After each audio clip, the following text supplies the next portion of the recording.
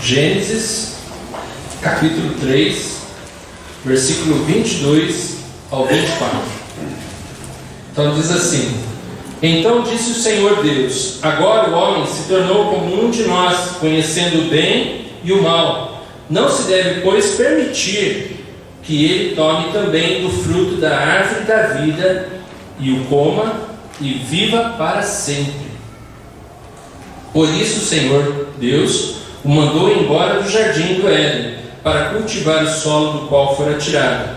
Depois de expulsar o homem, colocou a leste do jardim do Éden querubins e uma espada flamejante que se movia guardando o caminho para a árvore da vida. É interessante nós vermos que também havia uma outra árvore, e uma árvore chamada árvore da vida.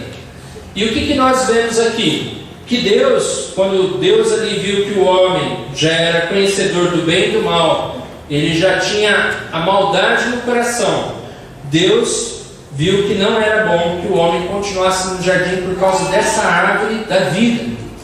O que iria acontecer com o homem se ele comesse da árvore da vida? Ele viveria para sempre. O que significa isso? Vamos pensar. Se Deus falou para o homem que ele não deveria comer da árvore do conhecimento do bem e do mal, que eles morreriam, muitas pessoas às vezes ficam pensando assim: poxa, mas eles estavam ali, eles comeram e continuaram vivos. Continuaram vivos fisicamente, mas espiritualmente eles morreram. E mortos, eles estavam já separados de Deus, o relacionamento, como Jesus até disse, que Deus não é um Deus de mortos, e sim de vivos. Deus, ele busca verdadeiros adoradores que o adorem em espírito e em verdade. Espiritualmente morto, como que uma pessoa pode adorar a Deus? Não há relacionamento. Então o homem, ali naquele momento em que ele desobedeceu a Deus, ele já havia morrido espiritualmente. Se ele comesse da árvore da vida, o que iria acontecer com ele? Ele ia continuar vivo para sempre, fisicamente. Espiritualmente não. Espiritualmente ele continuaria morto espiritualmente.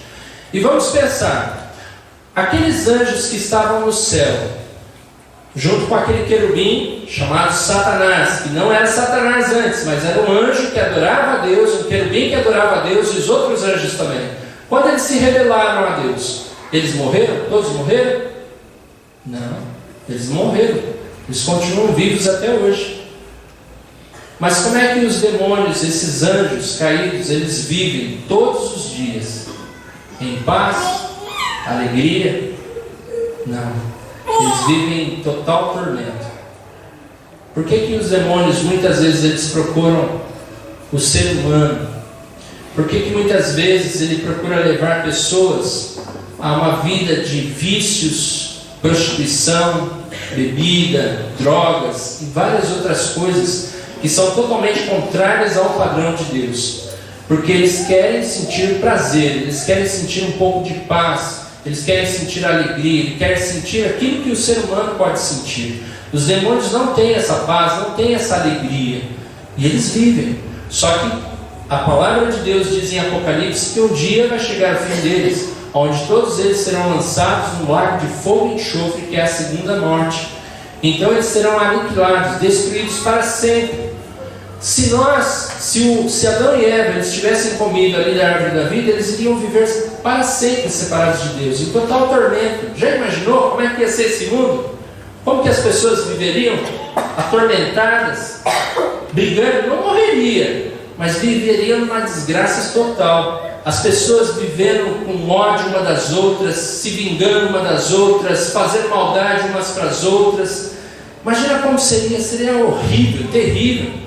Então o plano de Deus não era isso, não era que o homem vivesse eternamente. E é interessante que nós vemos que as pessoas, elas tentam fazer de tudo para viver mais tempo nessa terra, né? As pessoas estão cada vez mais cuidando do seu corpo, do seu físico, da sua saúde, porque elas querem viver 100, 110, 120, quanto o máximo que elas puderem viver. Mas será que isso é a verdadeira felicidade, a verdadeira alegria? Não, de forma alguma. Por mais que o homem pudesse viver muito tempo aqui nessa terra, ele viveria em total sofrimento. Porque tantas coisas que acontecem nesse mundo. Então esse nunca foi o plano de Deus, o plano original de Deus. O plano original de Deus é que o homem seja amigo dele, que o homem tenha um relacionamento com Deus, que o homem seja um ser social, assim como Deus é um ser social. Deus é um Deus triuno, Deus Pai, Deus Filho, Deus Espírito Santo. E quando Deus criou o homem, Ele viu também que não era bom que o homem ficasse só. Por isso que Ele concedeu ali uma adjuntora. Mas Deus, no plano dele, foi de que o homem vivesse eternamente na presença do Senhor, tendo um relacionamento com o Senhor, vivendo, desfrutando, aprendendo mais e mais do caráter de Deus e tendo esse relacionamento com Deus. Quando o homem desobedeceu, então Deus, Ele trouxe uma profecia, uma mensagem profética, dando ao homem a esperança de salvação, a esperança de que um dia o homem seria salvo de toda essa tribulação, de toda essa separação. Isso está em Gênesis capítulo 3, versículo 15. É uma mensagem profética, onde o Senhor fala para a antiga serpente. A antiga serpente aqui, na verdade, a serpente era uma serpente mesmo que foi induzida por Satanás. Mas quando Deus fala a serpente aqui, Ele está se referindo ao próprio Satanás. E Ele diz assim, Gênesis 3,15: porém, inimizade entre você, a antiga serpente, e a mulher, entre a sua descendência e o descendente dela. Esse o descendente é Jesus Cristo, que viria para quê? Este ferirá a sua cabeça. Jesus Cristo estaria ali vencendo o poder de Satanás sobre o mundo, sobre as pessoas, e você lhe ferirá o calcanhar. Isso significa que Jesus Cristo levaria sobre nós, sobre Ele, as nossas culpas, as nossas feridas. Então nós vamos abrir para ver que essa profecia se cumpriu. Lucas capítulo 2, versículos 6 e 7.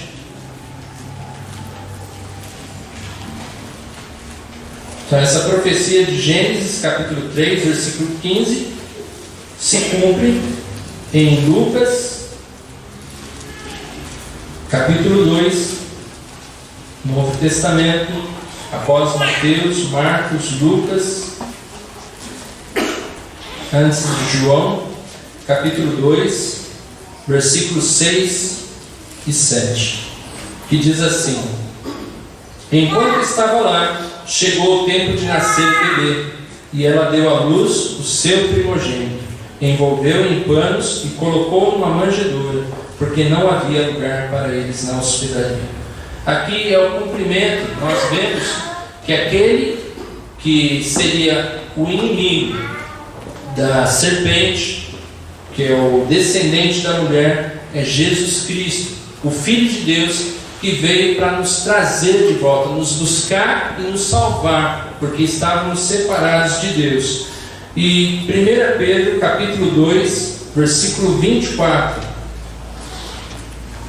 Primeira carta de Pedro, próximo de Apocalipse, depois de Tiago. 1 Pedro capítulo 2, versículo 24. Diz assim: Ele mesmo, Jesus Cristo, Ele mesmo levou em seu corpo os nossos pecados sobre o madeiro, a fim de que morrêssemos para os pecados e vivêssemos para a justiça. Por suas feridas vocês foram curados. Isso é um cumprimento. Então, por que Deus não permitiu que Adão e Eva permanecessem no jardim do Éden? Para que não comessem da árvore da vida e vivessem para sempre separados de Deus, mortos espiritualmente. Então o homem ficou aguardando ali, Adão, Eva, Abraão e muitos outros servos de Deus ficaram aguardando por essa vinda do Messias, que eles não sabiam em que momento, em que dia, que data ele viria, mas eles sabiam que o Messias viria e que esse Salvador os libertaria.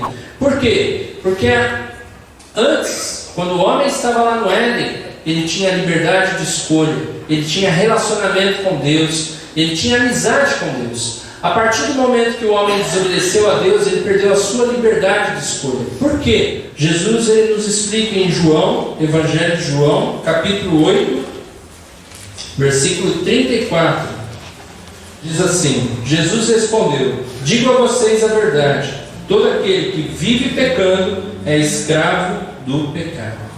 Então todos nós pecamos, porque nascemos com a natureza pecaminosa de Adão. A Bíblia diz que todos pecaram e separados estão da presença gloriosa de Deus. Romanos capítulo 3, versículo 23. E pelo pecado ter entrado no mundo, o homem passou a ser inimigo de Deus, a ficar separado de Deus. Então, se somos escravos do pecado, nós não temos mais a liberdade de escolha, porque o escravo, o que ele pode fazer para pagar pelo seu resgate? Por mais que ele trabalhe, ele continua sendo escravo, e escravo do seu Senhor. E que Senhor que domina aqueles que vivem na desobediência lá de Adão? Nós vamos ver Efésios capítulo 2, versículo 1 ao 3, onde Paulo explica para a igreja de Éfeso qual era a situação da igreja antes de conhecer a Cristo.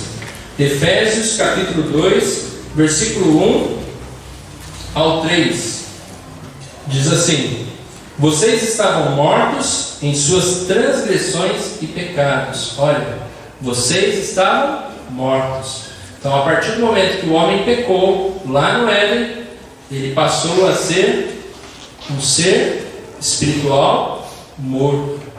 Ele já não tinha mais vida, porque Deus é vida, e estava morto em suas transgressões e pecados. Versículo 2: nos quais costumavam viver, quando seguiam a presente ordem deste mundo, o príncipe do poder do ar, o espírito que agora está atuando nos que vivem na desobediência. Esse espírito com letra minúscula não é o Espírito Santo de Deus. O Espírito Santo de Deus é um nome e ele está em letra maiúscula. Espírito em letra minúscula pode ser o nosso espírito, pode ser os anjos, ou aqui está se referindo a Satanás. Então aqui o espírito que vive nos que vivem na desobediência é Satanás dominando as pessoas que ainda estão no pecado, as pessoas que estão separadas de Deus. Então o homem separado de Deus por causa do pecado, além de ele ser inimigo de Deus, ele é dominado por Satanás. Ele tem o controle, o domínio de Satanás. E olha só, vejam só como é interessante. Se nós formos ver, a pregação do Evangelho é algo tão simples, tão claro, mas muitas pessoas não conseguem compreender e entender o Evangelho de Cristo. E se nós abrirmos em 2 Coríntios, capítulo 4, voltando um pouquinho mais, 2 Coríntios, capítulo 4,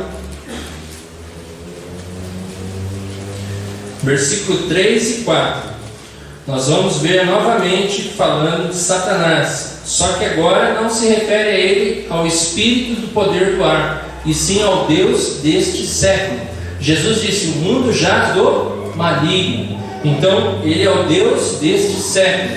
E o que o texto nos diz? 2 Coríntios capítulo 4, versículo 3 e 4 diz assim: mas se o nosso Evangelho está encoberto, quer dizer, se está obscuro, se as pessoas não estão entendendo o Evangelho, é para os que estão perecendo é que está encoberto. E perecer significa para as pessoas que estão morrendo, para as pessoas que estão destinadas ao inferno, ao lago de fogo e enxofre, que é a segunda morte. É para esses que o Evangelho está encoberto. Mas por quê? Porque nós estamos escondendo esse Evangelho? Porque a igreja está escondendo?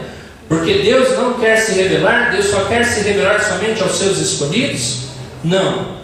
O versículo seguinte diz assim: o Deus, com letra minúscula, que se refere a Satanás, o Deus dessa era, cegou o entendimento dos descrentes, para que não vejam a luz do Evangelho da glória de Cristo, que é a imagem de Deus. Então Satanás, ele continua enganando as pessoas, ele continua iludindo as pessoas, mostrando para as pessoas que é muito melhor estar afastado de Deus, é muito melhor aproveitar os prazeres dessa vida, como ali a serpente, a antiga serpente disse para Eva. A serpente chegou a dizer assim para Eva: foi isso mesmo que Deus disse? Não coma de nenhuma árvore do jardim? A Eva disse: não, O Senhor disse que nós podemos comer de qualquer árvore do jardim, menos da árvore do conhecimento do bem e do mal. O dia em que nós comermos, certamente morreremos. E aí a serpente disse a eles: não, Deus disse isso porque vocês serão como Ele, conhecedores do bem e do mal. Olha só, né? Puxa, você vai ser como Deus, conhecedor. E ali naquele momento que a serpente falou isso, Eva olhou para aquele fruto e achou agradável aos olhos, desejável ao paladar, e ainda, puxa, foi adquirir conhecimento. A palavra de Deus, ela diz assim, em 1 João, capítulo 2, versículo 15 a 17: não ameis o mundo, nem o que há no mundo, pois a cobiça da carne, a cobiça dos olhos e a ostentação de bens não provém de Deus, mas do mundo. E as pessoas que fazem a vontade do mundo, essas pessoas passam, mas quem faz a vontade de Deus, esse permanece para sempre. Satanás continua com a mesma enganação. Ele continua iludindo as pessoas do mesmo jeitinho que ele fez lá no Éden. Ele vai fazer com que você ache que as coisas desse mundo, elas são prazerosas aos olhos, à carne, e vão te deixar, uma pessoa acima da média, fazer você se tornar aquela pessoa mesmo top. Mas vejam só, a Bíblia, ela mostra bem claro que o homem, a partir do momento que ele pecou e ele ficou separado de Deus, ele se tornou escravo. Por mais que ele aproveite tudo desse mundo, todos os prazeres desse mundo, ele vai continuar ainda sendo escravo. Por mais que o homem seja socialmente correto, tem muitas pessoas que são corretíssimas, socialmente, morais, corretas, tudo, mas se elas não têm a Jesus Cristo como Salvador e Senhor, se elas não são libertas do pecado, elas continuam separadas de Deus, mortas espiritualmente. E a Bíblia diz que o salário do pecado é a morte, e essa morte não é o inferno, não é só o inferno. O inferno é, para nós entendermos, o inferno é como se fosse uma cadeia. Quando uma pessoa lá nos Estados Unidos ela comete um crime gravíssimo e ela vai ser sentenciada à cadeira elétrica, a cadeia é só um lugar onde ela vai ficar ali por um tempo, atormentada, pensando no que ela fez da vida. Mas o dia final mesmo vai ser o dia em que ela vai ser colocada na cadeira elétrica, e ali é o fim dela. O fim das pessoas não é um inferno. O fim das pessoas vai ser no lago de fogo e enxofre, que é a segunda morte. Nós podemos entender isso melhor em Apocalipse, capítulo 20. Apocalipse, capítulo 20, versículo 11 ao 15. Diz assim: depois vi um grande trono branco, e aquele que nele estava assentado. A terra e o céu fugiram da sua presença, e não encontrou lugar para eles. Isso aqui já é o dia do julgamento, do juízo final. Vi também os mortos, grandes e pequenos, em pé diante do trono, e vi livros, e livros foram abertos. Outro livro foi aberto, o livro da vida. Os mortos foram julgados de acordo com o que tinham feito, segundo o que estava registrado nos livros. O mar entregou os mortos que nele havia. A morte e o inferno entregaram os mortos que neles havia. E cada um foi julgado de acordo com o que tinha feito. Então a morte e o inferno foram lançados no lago de fogo. Olha que interessante. A morte e o inferno foram lançados no lago de fogo. O lago de fogo é a segunda morte. Aqueles cujos nomes não foram encontrados no livro da vida foram lançados no lago de fogo. No lago de fogo. E quem são esses que foram lançados no lago de fogo? Todos aqueles que rejeitaram a mensagem de Deus, a mensagem aonde Deus havia prometido que enviaria o Messias, o Salvador, que salvaria a humanidade, salvaria as pessoas dos seus pecados. Essa mensagem que foi anunciada, aqui no texto, em Apocalipse, capítulo 21, vai nos mostrar que muitas pessoas continuaram na prática do pecado e não quiseram ter amizade com Deus, rejeitaram a palavra de Deus. E olha só, vejam o que aconteceu com essas pessoas. Apocalipse agora 21, versículo 8.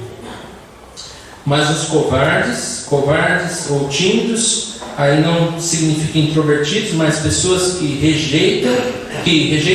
têm vergonha de assumirem que são cristãos, ou pessoas que têm vergonha de entregar a sua vida ao Senhor Jesus. Aos incrédulos, aos depravados, aos assassinos, e assassino aqui não se refere somente àquele que mata, mas àquele que odeia seu irmão, é assassino também, 1 João 3,15, que diz que todo aquele que odeia seu irmão é assassino, nenhum assassino tem a vida eterna em si mesmo. Os que cometem imoralidade sexual, seja por pensamentos, palavras ou atitudes, seja pornografia, seja o adultério, seja a bestialidade, incesto, qualquer tipo de pecado que ela cometa na área sexual de forma errada, contrária ao padrão de Deus, que foi criado para o casamento, para um relacionamento entre marido e mulher, esses também que praticam essas coisas não herdarão o reino dos céus. Os que praticam a feitiçaria, os idólatras e todos os mentirosos, o lugar deles será no lago de fogo que arde com enxofre. Esta é a segunda morte. Se nós olharmos, qual é o escape do homem? Como que o homem pode se livrar de uma situação dessa, sendo escravo do pecado, sendo dominado por Satanás? Como que o homem pode voltar a ter uma amizade com Deus, se por meio da lei ele é incapaz de chegar a Deus? Porque a lei, ela não veio para nos salvar. Nós vamos ver aqui agora em Romanos, capítulo 3.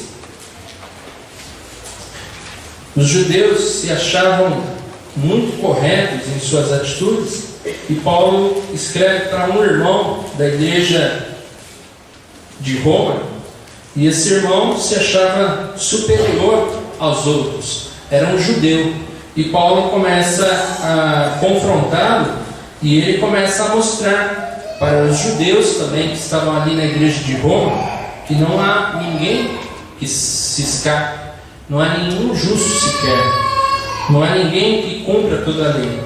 O texto começa assim, capítulo 3, versículo 9. O que concluiremos então? Estamos em posição de vantagem?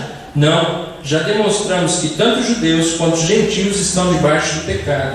Como está escrito, não há um justo sequer, nenhum sequer. Não há ninguém que entenda, não há ninguém que busque a Deus. Todos se desviaram, todos tornaram-se juntamente inúteis. Não há ninguém que faça o bem, não há nenhum sequer. Sua garganta é um túmulo aberto, com a língua engano, veneno de víbora está em seus lábios. Sua boca está cheia de maldição e amargura. Seus pés são ágeis para derramar sangue. Ruína e desgraça marcam os seus caminhos, e não conhecem o caminho da paz. Aos seus olhos é inútil temer a Deus.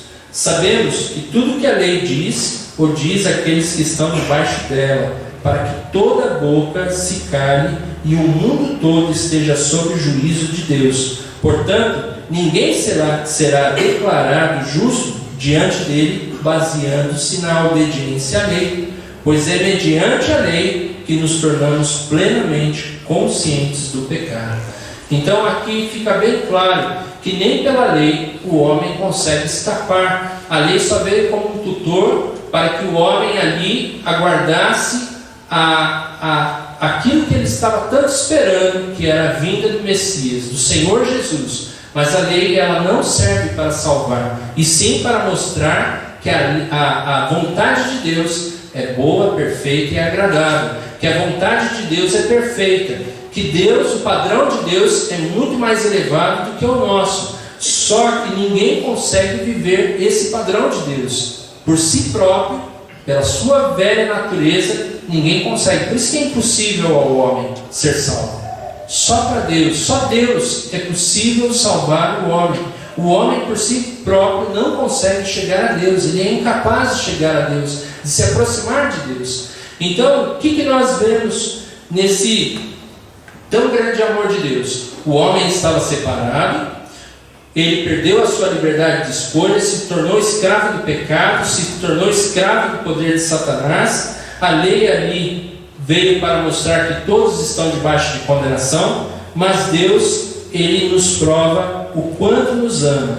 Nós vamos abrir em João, capítulo 3, versículo 16, que é um texto muito lindo, é um texto muito conhecido dos irmãos, mas que às vezes nós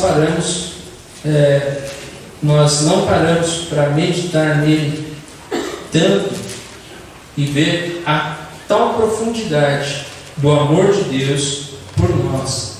Eu sei que alguns sim têm meditado, mas a maioria não, porque se a maioria meditasse, se renderia totalmente aos pés de Cristo, amaria Ele e serviria Ele de todo o coração. Não precisaria nem ficar forçando as pessoas a entrarem pela porta. As pessoas entrariam com toda certeza. Jesus, ele fala uma grande verdade: a porta larga, muitos estão entrando por ela, mas a estreita, poucos entram. Poucos querem entrar por essa porta estreita, que é Jesus Cristo.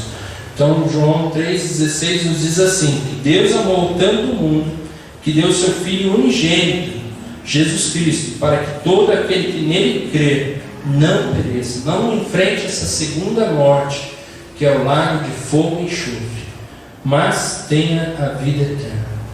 Então esse foi o grande amor de Deus. Deus, ele se mostrou assim: nós nos tornamos inimigos de Deus, nós fomos inimigos de Deus, mas Deus, ele nos chama para sermos amigos dele, e ele nos chama através do seu Filho Jesus Cristo.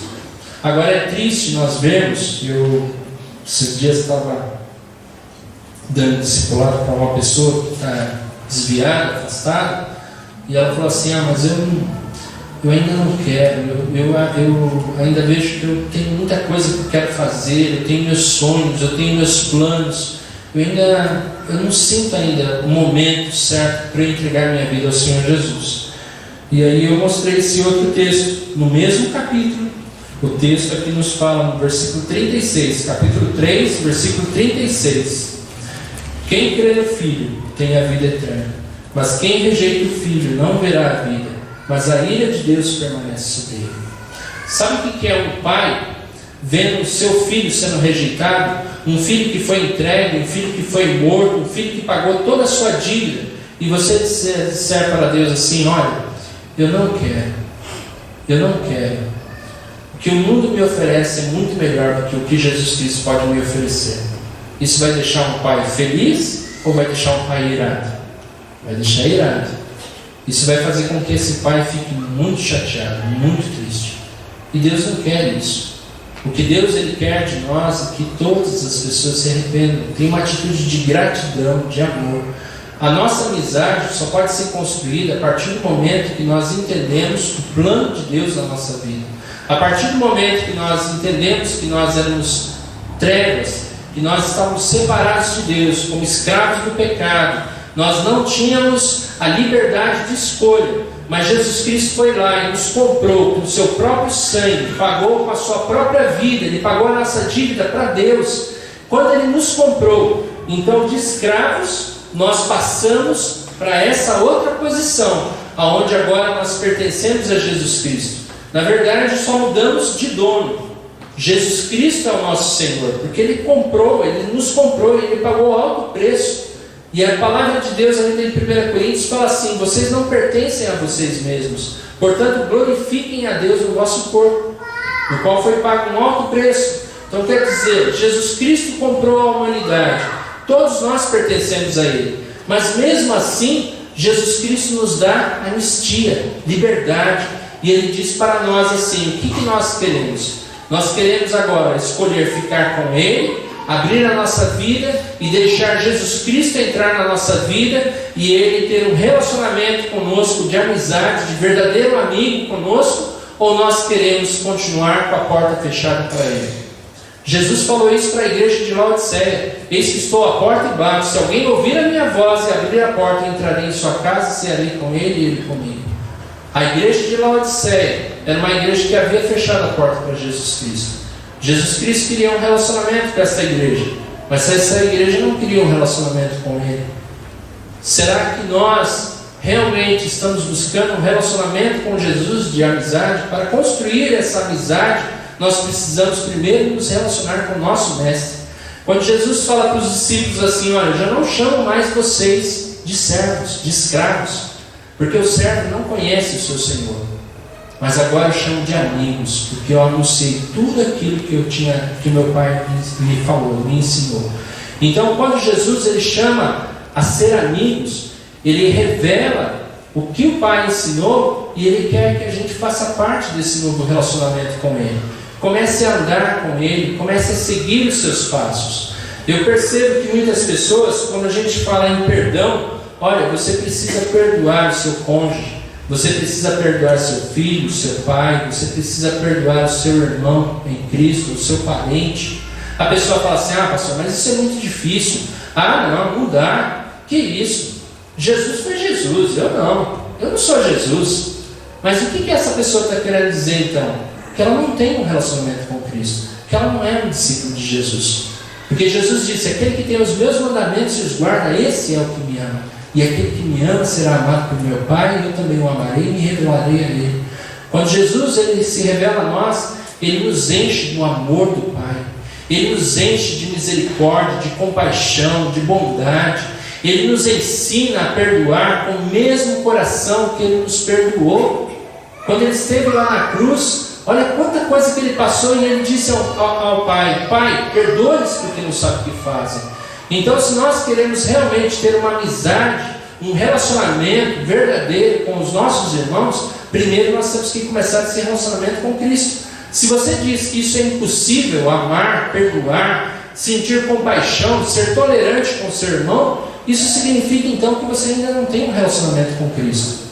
E se você não tem um relacionamento com Cristo, muito mais difícil você vai ter um relacionamento com o seu irmão, de amar, de perdoar, de ajudar, de dar suporte para o seu irmão.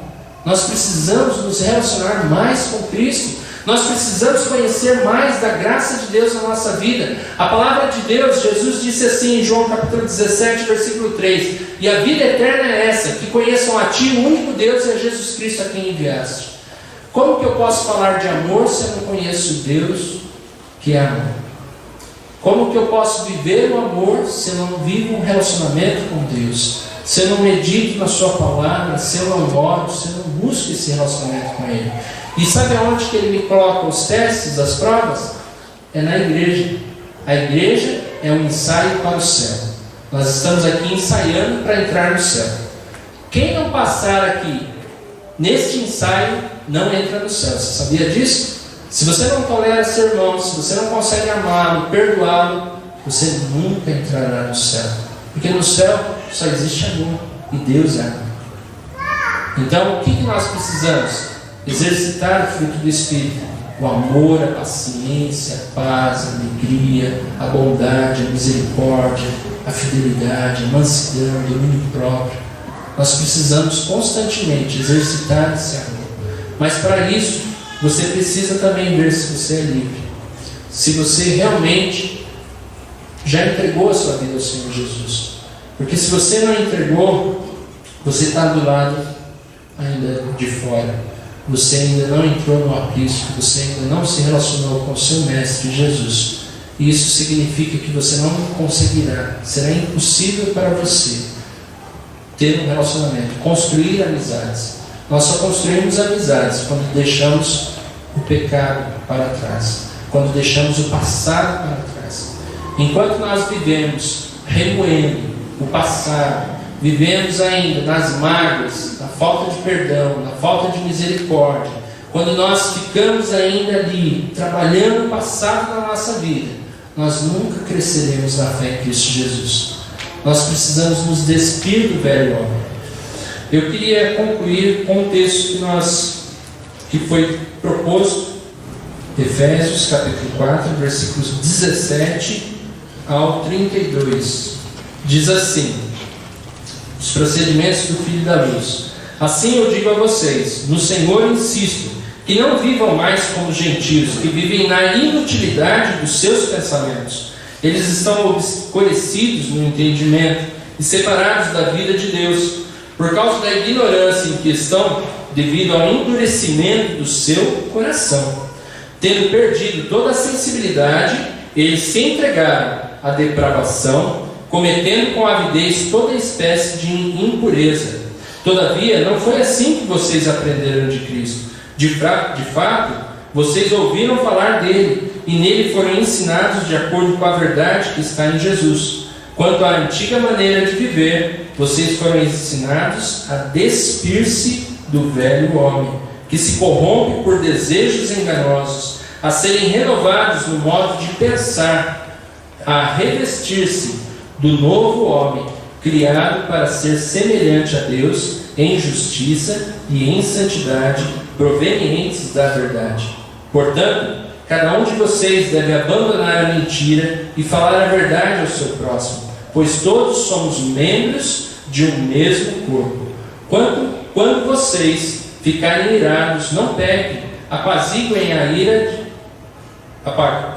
a sua ira antes que o sol se ponha, e não deem lugar ao diabo. O que furtava, não furte mais, antes trabalhe fazendo algo útil com as suas mãos, para que tenha que repartir com quem estiver em necessidade. Nenhuma palavra torpe saia da boca de vocês, mas apenas a que for útil para edificar os outros, conforme a necessidade, para que conceda graça aos que o ouvem. Não entristeçam o Espírito Santo de Deus, com o qual vocês foram selados para o dia da redenção. Livrem-se de toda amargura, indignação e ira, gritaria e calúnia, bem como de toda a maldade. Sejam bondosos e compassivos para com os outros, perdoando-se mutuamente, assim como Deus os perdoou em Cristo. Voltando ao 25. Portanto, cada um de vocês deve abandonar a mentira e falar a verdade ao seu próximo, pois todos somos membros de um mesmo corpo. Construir amizades é construir com a base sobre a verdade, e a verdade é Jesus Cristo. Nós não podemos fingir de ser crentes, nós não podemos fingir que amamos e no fundo nós lá ainda sentimos uma certa mágoa, um ressentimento, ódio, inveja.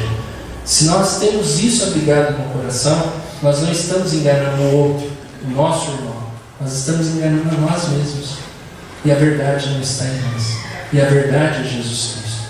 Que nós possamos realmente construir amizades, amando a família de Deus, mas com um compromisso mais sério com Jesus Cristo.